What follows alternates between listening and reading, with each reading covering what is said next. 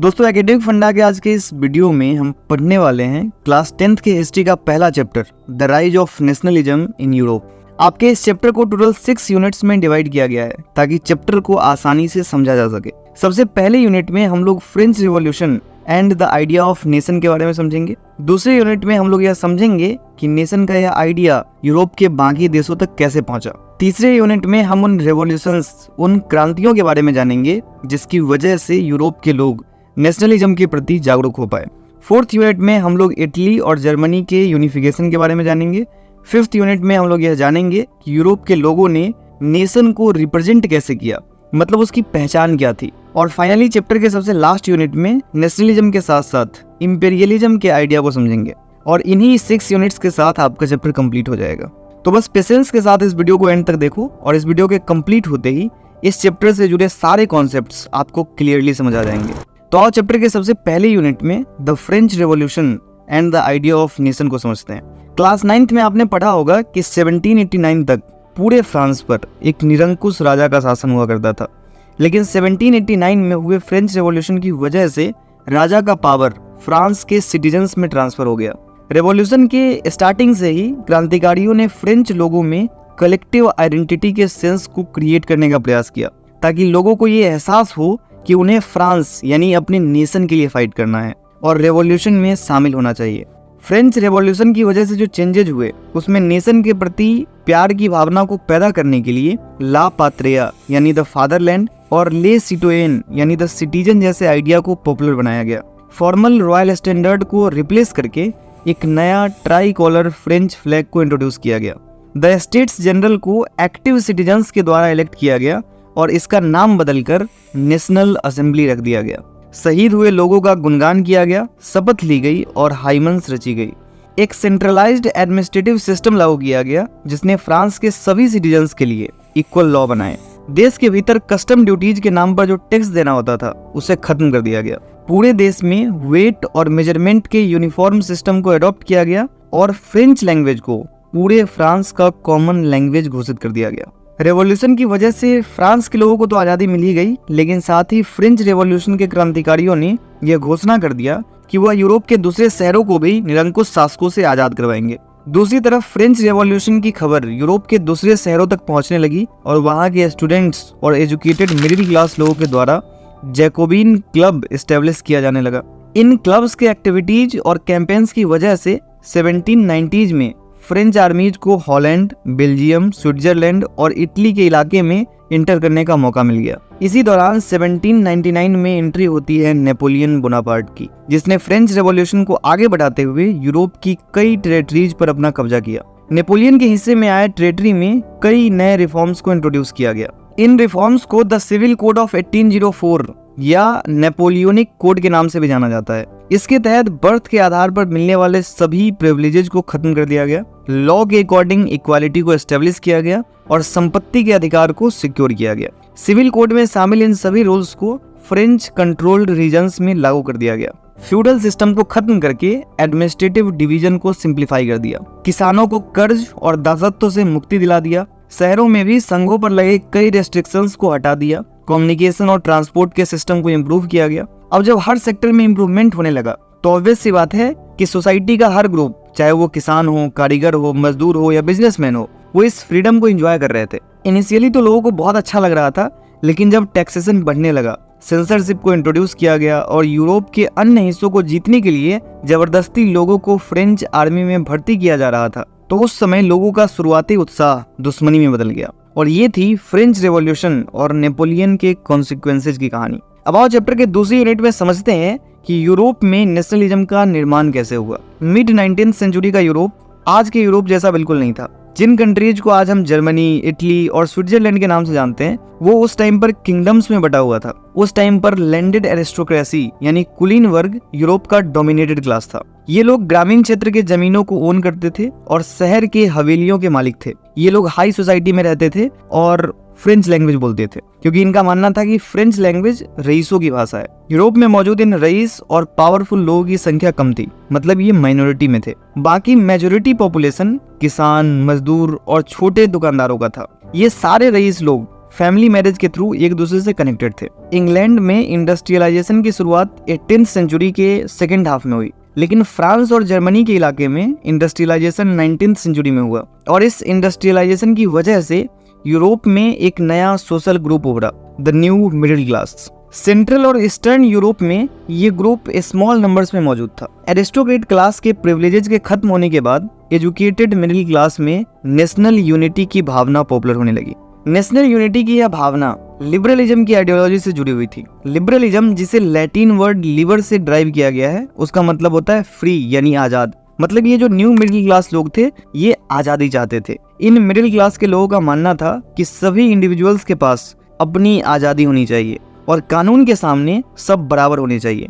Politically ये लोग एक ऐसा गवर्नमेंट चाहते थे जो लोगों की कंसेंट यानी सहमति से बनी हो, मतलब रिप्रेजेंटेटिव गवर्नमेंट हो। लेकिन ये गवर्नमेंट सभी लोगों को रिप्रेजेंट करे ऐसा जरूरी नहीं था, क्योंकि फ्रांस में जब लिबरल डेमोक्रेसी का पहला पॉलिटिकल एक्सपेरिमेंट हुआ तो उस समय केवल वही लोग इलेक्शन में पार्टिसिपेट कर सकते थे या वही लोग वोट दे सकते थे जो प्रॉपर्टी ओनिंग मैन थे, मतलब ऐसे पुरुष जिनके पास कोई प्रॉपर्टी नहीं थी। और सभी महिलाओं को पॉलिटिकल राइट से दूर रखा गया, मतलब इन्हें वोटिंग का अधिकार नहीं था। जैकोबिन के टाइम पर बस कुछ समय के लिए सभी एडल्ट मेन को पॉलिटिकल राइट दिया गया। नेपोलियनिक कोड में भी वोमेन्स के लिए कोई पॉलिटिकल राइट का जिक्र नहीं था। इसी वजह से 19th और 20th सेंचुरी में महिलाओं ने इक्वल पॉलिटिकल राइट्स का डिमांड करते हुए कई मूवमेंट्स किए। आपके बुक में द राइट टू वोट को रेफर करने के लिए सफरेज वर्ड का यूज किया गया है, तो आगे से ध्यान रखना कि अगर सफरेज वर्ड का यूज हो रहा है मतलब वोटिंग राइट की बात हो रही है। इकोनॉमिक मामलों में इन लिबरल लोगों का मानना था कि मार्केट में फ्रीडम हो और गुड्स के मूवमेंट पर सरकार का कोई रेस्ट्रिक्शन ना हो। इस बात को अच्छे से समझने के लिए और 19th सेंचुरी का एक एग्जांपल देखते हैं। नेपोलियन के एडमिनिस्ट्रेटिव मेजर्स की वजह से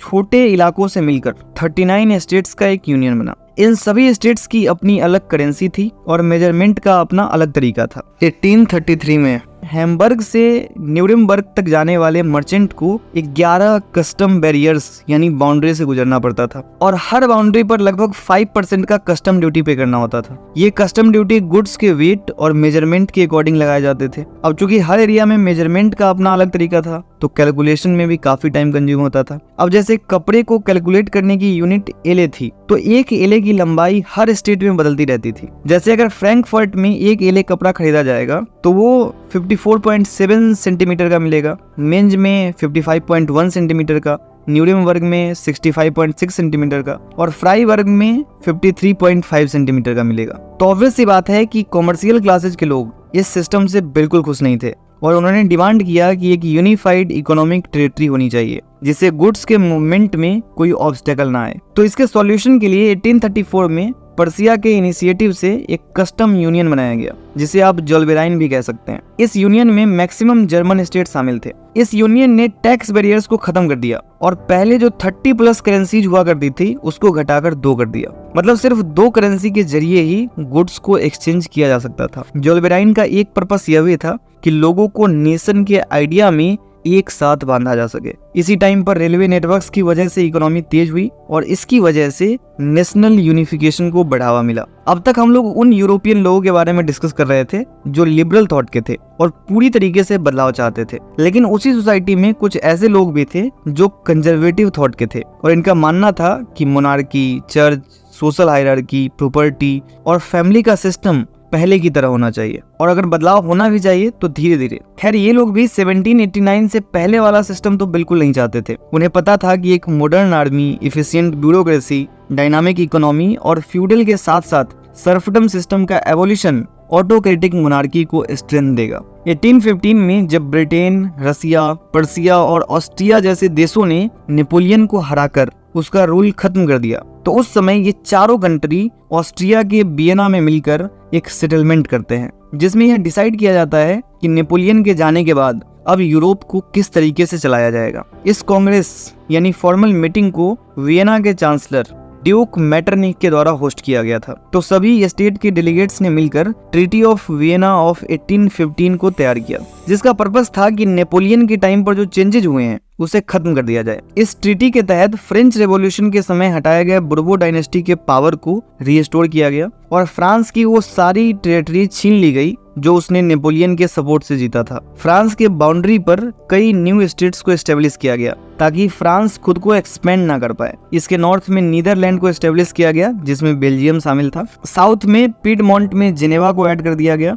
इसके वेस्टर्न फ्रंटियर की टेरिटरी को पर्सिया के हवाले कर दिया गया और फ्रांस के ईस्ट में जो इटली है उसका कंट्रोल ऑस्ट्रिया को मिल गया। लेकिन नेपोलियन ने 39 स्टेट्स का जो जर्मन कॉन्फेडरेशन तैयार किया था उसमें कोई चेंजेस नहीं किए गए। ईस्ट में रसिया को पोलैंड का कुछ पार्ट दे दिया गया, वहीं पर्सिया को सैक्सानी का एक पार्ट दिया गया और इन सभी चेंजेस का पर्पस यही था कि पुराने मोनार्कियल सिस्टम को एस्टेब्लिश किया जा सके। ट्रीटी ऑफ वियना के बाद 1815 में वापस से जैसे ही ये सरकारें एस्टेब्लिश हुई उन्होंने सेंसरशिप का रूल बना दिया, जिसके तहत सरकार ने उन सभी न्यूज़पेपर्स, बुक्स, ड्रामा और सॉन्ग्स पर रिस्ट्रिक्शन लगाना शुरू कर दिया जो फ्रेंच रेवोल्यूशन की फ्रीडम और लिबर्टी के आइडिया से एसोसिएटेड थे। तो सारे लिबरल नेशनलिस्ट लोगों ने फ्रीडम ऑफ द प्रेस को एक मेजर इशू बनाया और रेवोल्यूशन का नया दौर शुरू हो गया। 1815 के बाद बहुत सी यूरोपियन स्टेट्स में रेवोल्यूशनरीज को ट्रेनिंग देने के लिए सीक्रेट सोसाइटी बनाई गई। इस टाइम पर उन लोगों को रेवोल्यूशनरी यानी क्रांतिकारी माना जा रहा था जो ट्रीटी ऑफ वियना के बाद एस्टेब्लिश होने वाले मोनार्कियल सिस्टम का विरोध करके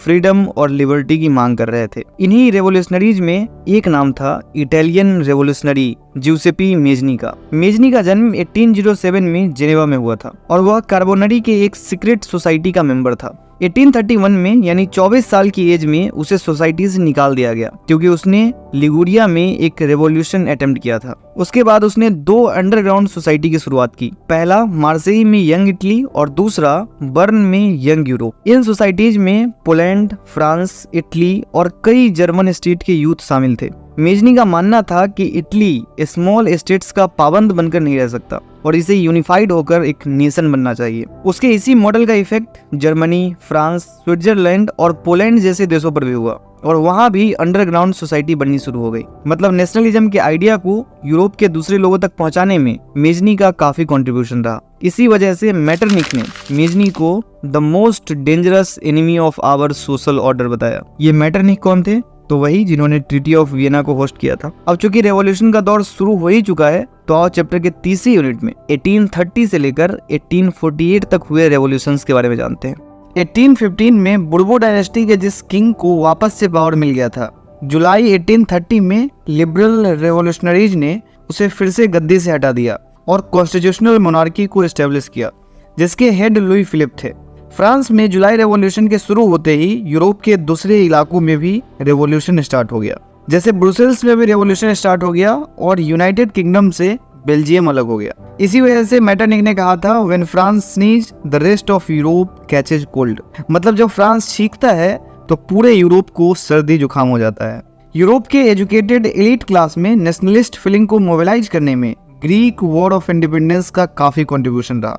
15th सेंचुरी से ही ग्रीस ऑटोमन एम्पायर का पार्ट हुआ करता था। यह एम्पायर इस्लाम के एक्सपेंशन से बनाया गया था और इसने ग्रीस पर भी कब्जा कर लिया था। तो 1821 में ग्रीस के आज़ादी के लिए स्ट्रगल शुरू हो गया। ग्रीस का एंशिएंट कल्चर काफ़ी रिच था जिस वजह से कल्चर को बचाए रखने के लिए इस स्ट्रगल को पूरे यूरोप का सपोर्ट मिला। पोएट और आर्टिस्टों ने लोगों को कल्चर के प्रति जागरूक किया और मुस्लिम एम्पायर के अगेंस्ट सपोर्ट जुटाया। एक English poet Lord Byron funds organise करके फाइट करने भी गए बट 1824 में फीवर की वजह से उनकी डेथ हो गई और फाइनली 1832 में कुस्तुनतुनिया के ट्रीटी के जरिए ग्रीस को एक इंडिपेंडेंट नेशन डिक्लेयर कर दिया गया। नेशनलिज्म के डेवलपमेंट में सिर्फ वॉर या टेरिटोरियल एक्सपेंशन ही रिस्पॉन्सिबल नहीं थे बल्कि नेशन के आइडिया को क्रिएट करने में कल्चर का भी काफी इंपॉर्टेंट रोल था। आर्ट एंड पोएट्री, स्टोरीज और म्यूजिक के जरिए भी लोगों में नेशनलिज्म की फीलिंग पनपने लगी। इसी वजह से एक कल्चरल मूवमेंट शुरू हुआ जिसे रोमांटिसिज्म कहा जाता है। उस समय के रोमांटिक आर्टिस्ट और पोएट्स ने साइंस और लॉजिक को क्रिटिसाइज करते हुए इमोशन, इंट्यूशन और मिस्टिकल फीलिंग्स की ओर लोगों को अट्रैक्ट किया ताकि लोगों को यह एहसास हो सके कि उन सबका पास्ट कॉमन था और नेशन के प्रति प्यार को बढ़ाया जा सके। जैसे इस पेंटिंग को एक फ्रेंच पेंटर देला क्रोआ ने बनाया और इस पेंटिंग में उस इंसिडेंट को दर्शाया गया है जब तुर्कों ने 20,000 ग्रीक्स को मार डाला था। तो ऑब्वियस सी बात है कि इस पेंटिंग को देखकर हर ग्रीक सिटीजन अपने नेशन के प्रति इमोशनल हो जाएगा। जर्मन फिलोसोफर जॉन गॉटफ्रीड ने क्लेम किया कि जर्मन कल्चर को यहाँ के कॉमन पीपल यानी दास फोक में डिस्कवर किया जा सकता है और नेशन की ट्रू स्पिरिट फोक सॉन्ग्स, फोक पोएट्री और फोक डांसेज में है। नेशनलिस्ट सेंटिमेंट को डेवलप करने में लैंग्वेज का भी काफ़ी इंपॉर्टेंट रोल रहा। अभी मैंने आपको बताया था कि कैसे पोलैंड पर रसिया का कंट्रोल हो गया, लेकिन इंडिपेंडेंट ना होने के बावजूद पोलैंड के लोग अपनी लैंग्वेज और म्यूजिक की वजह से नेशनलिस्ट फीलिंग से भरे हुए थे और इसी वजह से स्कूल्स में से पोलिश लैंग्वेज को हटाकर रसियन लैंग्वेज को इम्पोज कर दिया गया। 1831 में रसियन रूल के अगेंस्ट आर्म्ड रेवेलियन हुआ जिसे दबा दिया गया और इसके जवाब में पोलैंड के लोगों ने पोलिश लैंग्वेज को एक वेपन की तरह इस्तेमाल किया। चर्च गैदरिंग्स से लेकर सभी रिलीजियस इंस्ट्रक्शन के लिए पोलिश लैंग्वेज का यूज किया जाने लगा, जिसके बाद कई पादरियों को जेल में बंद कर दिया गया और कईयों को साइबेरिया भेज दिया गया। मतलब पोलैंड के लोगों के लिए पोलिश लैंग्वेज स्ट्रगल का एक सिंबल बन गया। 1830s के डिकेड में यूरोप में कई इकोनॉमिक प्रॉब्लम्स थी। 19th सेंचुरी के फर्स्ट हाफ में यूरोप के पॉपुलेशन में काफ़ी बढ़ोतरी हुई। ज़्यादातर देशों में अनएम्प्लॉयमेंट पीक पर था। रूरल एरिया के लोग शहरों की ओर माइग्रेट होने लगे थे। इंग्लैंड में हुए इंडस्ट्रियलाइजेशन की वजह से दूसरे सभी देशों में सस्ते दामों पर कपड़े एक्सपोर्ट किया जाने लगा, जिससे यूरोप के दूसरे देशों के स्मॉल प्रोड्यूसर्स को काफ़ी लॉस का सामना करना पड़ा। यूरोप के जिन इलाकों में अभी भी फ्यूडल सिस्टम था, वहाँ अगर किसी सीजन में फसल खराब हुआ तो बहुत बड़े लेवल पर गरीबी फैल जाती थी। ईयर 1848 में भी ऐसा ही हुआ था, जब अनएम्प्लॉयमेंट और खाने पीने की कमी की वजह से पेरिस के लोग सड़कों पर उतर आए। सड़कों पर बैरिकेड्स लगाए गए और लुई फिलिप को मजबूरन भागना पड़ा। नेशनल असेंबली ने रिपब्लिक डिक्लेयर करते हुए 21+ एज के सभी मेल के लिए वोटिंग राइट की घोषणा कर दी और राइट टू वर्क का भी गारंटी दे दिया गया। एम्प्लॉयमेंट प्रोवाइड करवाने के लिए गवर्नमेंट की ओर से कारखाने बनाए गए। सिलेसिया नाम की एक जगह पर कॉटन कपड़ा बुनने का एक व्यवसाय चलता था, जिसमें कॉन्ट्रैक्टर रॉ मटेरियल सप्लाई करता था और ये बुनकर उन्हें कपड़ा बनाकर बेचते थे। लेकिन इन कॉन्ट्रैक्टर्स ने बुनकरों की मजबूरी का फायदा उठाते हुए कपड़े की दाम को घटाना शुरू कर दिया, जिससे उनकी कमाई कम होने लगी। तो 1845 में इन बुनकरों ने कॉन्ट्रैक्टर के अगेंस्ट एक रिवॉल्ट छेड़ दिया। 4 जून 1845 को दोपहर 2 बजे बुनकरों की एक क्राउड कॉन्ट्रैक्टर के घर पर पहुंची और हाई वेजेस का डिमांड किया गया। इन्हें रोकने को ट्राई तो किया गया, लेकिन ये लोग जबरदस्ती घर के अंदर घुस गए और घर की एक्सपेंसिव चीजों को तोड़ दिया। क्राउड के एक ग्रुप ने कपड़े के स्टॉक को तहस नहस कर दिया। इस इंसिडेंट से डरकर कॉन्ट्रैक्टर अपनी फैमिली के साथ दूसरे विलेज में भाग गया, लेकिन वहां भी उसे सबने शेल्टर देने से मना कर दिया। लगभग 24 घंटे बाद वह आर्मी की हेल्प से वापस लौट पाया। मतलब गरीबी, बेरोजगारी और भूखमरी से तंग आकर यूरोप के किसान और मजदूर ने इस तरीके के आंदोलन किए। लेकिन इसी के पैरेलल एजुकेटेड मिडिल क्लास लोगों का भी अपना एक रेवोल्यूशन चल रहा था। जर्मनी, इटली, पोलैंड और एस्ट्रो हंगरियन एम्पायर जैसे एरियाज जो भी इंडिपेंडेंट नेशन स्टेट के रूप में एस्टेब्लिश नहीं हुए थे, यहाँ के लिबरल मिडिल क्लास के मेन और वुमेन्स ने नेशनल यूनिफिकेशन के लिए कॉन्स्टिट्यूशनलिज्म का भी डिमांड किया। मतलब संविधान का शासन होना चाहिए। ये लोग एक ऐसा नेशन स्टेट क्रिएट करना चाहते थे जिसमें कॉन्स्टिट्यूशन हो, फ्रीडम ऑफ द प्रेस हो और फ्रीडम ऑफ एसोसिएशन हो। तो जर्मनी के इलाके में पॉलिटिकल ग्रुप्स के बहुत सारे मेंबर्स एक साथ फ्रैंकफर्ट शहर में इकट्ठा होते हैं और एक ऑल जर्मन नेशनल असेंबली के लिए वोटिंग करने का डिसीजन लेते हैं। 18 मई 1848 को ये 831 इलेक्टेड रिप्रेजेंटेटिव फ्रैंकफर्ट पार्लियामेंट में अपना स्थान ग्रहण करते हैं। ये पार्लियामेंट सेंट पॉल चर्च में आयोजित की गई थी। इन लोगों ने जर्मन स्टेट के लिए कॉन्स्टिट्यूशन का एक ड्राफ्ट तैयार किया और इस नेशन का हेड एक ऐसे राजा को बनाना था जो पार्लियामेंट के अंदर काम कर सके। जब डेप्यूटीज ने पर्सिया के किंग फ्रेडरिक विलियम फोर्थ को क्राउन ऑफर किया तो उसने इस ऑफर को रिजेक्ट कर दिया और उन राजाओं का साथ दिया जो इलेक्टेड असेंबली का अपोज कर रहे थे। पार्लियामेंट में मिडिल क्लास का डोमिनेशन था, तो उन्होंने लेबर क्लास के डिमांड को इग्नोर कर दिया, जिस वजह से लेबर क्लास ने अपना सपोर्ट वापस ले लिया और फाइनली ट्रूप्स यानी सैनिकों को बुलाया गया और असेंबली को खत्म कर दिया गया। लिबरल लोगों में इस बात को लेकर भी काफी कंट्रोवर्सी थी कि वुमेन्स को पॉलिटिकल राइट मिलना चाहिए या नहीं। वुमेन्स ने अपने खुद के पॉलिटिकल एसोसिएशन बना लिए, न्यूज़पेपर पब्लिश किए गए और वुमेन्स के द्वारा पॉलिटिकल मीटिंग के साथ साथ डिमॉन्स्ट्रेशन में भी हिस्सा लिया गया। इसके बावजूद वुमेन्स को नेशनल असेंबली में वोट देने का कोई अधिकार नहीं था। फ्रैंकफर्ट पार्लियामेंट में जब सभा का आयोजन हुआ तो वुमेन्स सिर्फ ऑब्जर्वर की तरह उस इवेंट को देख सकती थी। 1848 के बाद के सालों में सेंट्रल और ईस्टर्न यूरोप में उन चेंजेस को इंट्रोड्यूस किया गया जो वेस्टर्न यूरोप में पहले ही हो चुका था। जैसे रसिया के इलाके में सर्फडम और बाउंडेड लेबर के सिस्टम को खत्म कर दिया गया। हैब्सबर्ग रूलर्स के द्वारा हंगरी के लोगों को ज्यादा ऑटोनॉमी प्रोवाइड किया गया। इस पूरे स्थिति को और बेहतर समझने के लिए एक फ्रेंच आर्टिस्ट फ्रेडरिक सोरियो द्वारा 1848 में बनाए गए इस पिक्चर को देखो। ये पिक्चर इस चैप्टर के सबसे पहले पेज में दिया हुआ है, जिसमें अमेरिका और यूरोप के मेन और वुमेन्स को दिखाया गया है जो एक स्टैचू ऑफ लिबर्टी की वंदना कर रहे हैं। इस स्टैचू के सामने निरंकुश शासन का ढेर है। इस पिक्चर में मौजूद लोग ऑटोक्रेटिक ढेर से लिबर्टी की ओर बढ़ रहे हैं। इस जुलूस में सबसे आगे यूएसए और स्विट्जरलैंड मौजूद है जो इस जुलूस को लीड कर रहा है। फ्रेंच रेवोल्यूशन को फ्लैग से पहचाना जा सकता है जो अभी अभी स्टैचू के पास पहुंचा है। इसके पीछे जर्मनी के लोग हैं जो ब्लैक, रेड और गोल्डन फ्लैग लिए हुए हैं। ऊपर से ईसा मसीह, संत और एंजल्स उन लोगों को आशीर्वाद दे रहे हैं। अब आओ चैप्टर के चौथे यूनिट में जर्मनी और इटली के यूनिफिकेशन के बारे में समझते हैं। 1848 में जर्मनी के मिडिल क्लास लोगों ने जर्मन कॉन्फेडरेशन के अलग अलग हिस्सों को यूनाइट करने का प्रयास किया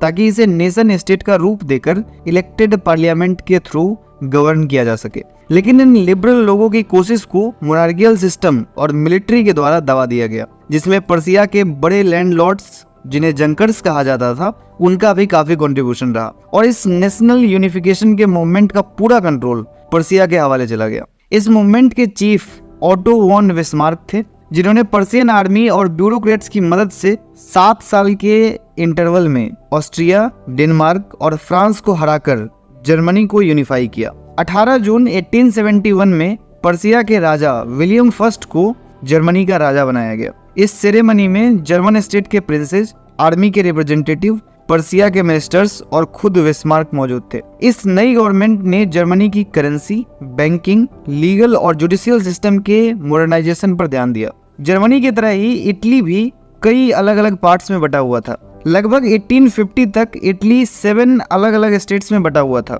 और इन 7 में से सिर्फ 1 स्टेट सार्डिनिया पिडमोंट पर इटालियन प्रिंसली हाउस का शासन था। इसके नॉर्दर्न पार्ट में ऑस्ट्रियन हैब्सबर्ग का रूल था, सेंटर में पोप का रूल था और साउदर्न पार्ट में स्पेन के बुर्बो किंग्स का शासन था। इवन यहाँ का जो इटालियन लैंग्वेज था उसमें भी काफी वेरिएशंस थे। मतलब इटली को यूनिफाई कर पाना काफी डिफिकल्ट था, लेकिन इसके बावजूद जोसेफी मेजनी ने इसे यूनिफाई करने का पूरा प्रयास किया। इसके लिए उसने सीक्रेट सोसाइटीज भी फॉर्म किया, जिसके बारे में हम ऑलरेडी डिस्कस कर चुके हैं। मेजनी ने ट्राई तो किया लेकिन इटली को यूनिफाई नहीं कर पाया, तो इटली को यूनिफाई करने की पूरी रिस्पॉन्सिबिलिटी सार्डिनिया पिडमोंट के रूलर विक्टर इमैनुअल II के पास आ गई। तो इमैनुअल ने इटालियन यूनिफिकेशन की रिस्पॉन्सिबिलिटी अपने चीफ मिनिस्टर केवर को सौंप दी। ये जो केवर था वो ना तो रेवोल्यूशनरी था और ना ही डेमोक्रेट और ना ही उसे बहुत अच्छी इटालियन आती थी, वो फ्रेंच ज्यादा अच्छा जानता था। तो केवर ने सबसे पहले फ्रांस के साथ अलायंस करके 1859 में नॉर्थ के ऑस्ट्रियन फोर्सेज को हरा दिया। इसी टाइम पर 1860 में जोसेपी गैरिबाल्डी नाम के इटालियन ने आर्मी का एक फौज तैयार किया और लोकल लोगों के सपोर्ट से साउदर्न रीजन में भी मौजूद स्पेनिश रूलर को हरा दिया। और फाइनली 1861 में विक्टर इमैनुअल II को यूनिफाइड इटली का किंग घोषित कर दिया गया। अब आप ब्रिटेन के भी एक इंटरेस्टिंग स्टोरी के बारे में जान लेते हैं, क्योंकि 18th सेंचुरी से पहले ब्रिटेन जैसा कोई नेशन एग्जिस्ट ही नहीं करता था। ब्रिटिश आइलैंड पर इंग्लिश, वेल्स, स्कॉट या आयरिश लोग रहते थे। उनका अपना अलग कल्चर और पॉलिटिकल ट्रेडिशन हुआ करता था। लेकिन जैसे जैसे इंग्लिश लोगों की वेल्थ, इंपॉर्टेंस और पावर बढ़ने लगी, उन्होंने अपना इन्फ्लुएंस एक्सटेंड करना शुरू कर दिया। तो ब्रिटिश पार्लियामेंट में इंग्लैंड के मेंबर्स का डोमिनेशन हो गया। इंग्लैंड के अलावा ब्रिटेन के जो दूसरे इलाके थे जैसे स्कॉटलैंड और आयरलैंड पर इंग्लिश लोगों ने अपना डोमिनेशन एस्टेब्लिश किया। 1707 में सबसे पहले इंग्लैंड और स्कॉटलैंड से मिलकर United kingdom of great Britain को बनाया गया और 1801 में आयरलैंड को जबरदस्ती यानी फोर्सफुली इसमें ऐड कर लिया गया और इसी यूनियन को ब्रिटेन के रूप में प्रमोट किया गया। इसका नेशनल फ्लैग यूनियन जैक था और national anthem God save our noble king था। अब आओ चैप्टर के 5th यूनिट में समझते हैं कि यूरोप के लोगों ने नेशन को विजुअलाइज कैसे किया। तो देखो सिंपल सी बात है, नेशन जो कि एक एब्स्ट्रैक्ट आइडिया है उसे फीमेल फिगर के रूप में पोर्ट्रे किया गया। फ्रांस को रिप्रेजेंट करने के लिए एक क्रिश्चियन लेडी बनाई गई जिसका नाम मारियान रखा गया। इसने एक रेड कैप पहना हुआ है, साथ में एक ट्राई कलर फ्लैग और कोकेट है। फ्रांस में जगह जगह पर मारियान के कई स्टैचू बनाए गए और इसके इमेज को स्टैम्प्स और कॉइन्स में भी यूज किया गया। सिमिलरली जर्मन नेशन को रिप्रेजेंट करने के लिए जर्मेनिया नाम का फीमेल फिगर बनाया गया। कुछ इंपॉर्टेंट सिंबल्स और उसके मतलब आपके स्क्रीन पर है, इन्हें नोट कर लो या स्क्रीनशॉट ले लो। अब आओ चैप्टर के सबसे लास्ट यूनिट में नेशनलिज्म और इंपेरियलिज्म के बारे में समझते हैं। इंपेरियलिज्म यानी साम्राज्यवाद उस पॉलिटिकल सिस्टम को कहा जाता है जिसमें एक पावरफुल कंट्री अपने से कम पावरफुल कंट्री पर कब्जा कर लेती है। तो नेशनलिज्म की वजह से जब बहुत से इलाकों को नेशन के रूप में एस्टेब्लिश किया गया तो उनमें से कुछ कंट्रीज खुद को एक्सपेंड करने के लिए दूसरे देशों पर कब्जा करने लगी। जैसे यूरोप के बाल्कन इलाके के बड़े हिस्से में ऑटोमन एम्पायर का कंट्रोल हुआ करता था, लेकिन यहाँ के लोगों के प्रयास से धीरे धीरे कई नेशन को आज़ाद करवाया गया और इंडिपेंडेंट नेशन के रूप में एस्टेब्लिश किया गया। इस एरिया के लोगों को स्लाव कहा जाता था। तो अलग अलग स्लाव ग्रुप्स ने जैसे ही अपनी आइडेंटिटी को डिफाइन करना शुरू किया तो इनके बीच आपस में ही टकराव होने लगा। तो बाल्कन एरिया के कई स्टेट एक दूसरे पर कंट्रोल करने की कोशिश करने लगे। समय के साथ रूस, जर्मनी, इंग्लैंड और ऑस्ट्रो हंगरी जैसे पावरफुल नेशन ने भी इस इलाके पर कंट्रोल करने का प्रयास किया, जिस वजह से इस एरिया में कई वॉर और फाइनली वर्ल्ड वॉर भी हुआ। मतलब बाल्कन की इस एग्जांपल से आप समझ सकते हैं कि नेशनलिज्म कैसे इंपेरियलिज्म में कन्वर्ट हो जाता है। और इसी के साथ आपका यह चैप्टर कंप्लीट हुआ। इस चैप्टर से जुड़े एनसीईआरटी के सारे क्वेश्चंस आप आसानी से सॉल्व कर सकते हो। एक बार ट्राई करो और अगर किसी क्वेश्चन में डाउट हो तो नीचे कमेंट करो ताकि डिस्कशन का माहौल बन सके। अपनी स्टडीज को कंटिन्यू रखो। मिलते हैं नेक्स्ट वीडियो में। जय हिंद।